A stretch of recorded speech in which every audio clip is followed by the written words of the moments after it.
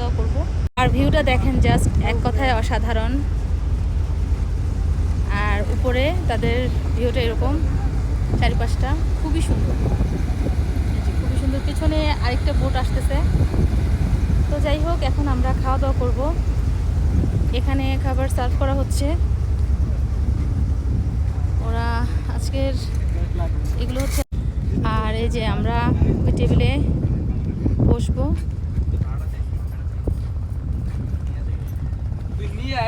Already সবাই বসে পড়ছে, আমি বাকি।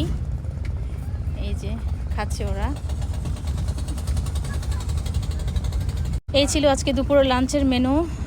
একটা আলু ভর্তা, আরেকটা ভর্তা, আর একটা হাওড়ের মাছ মেবি, তার সাথে মুরগি আর শসা লেবু।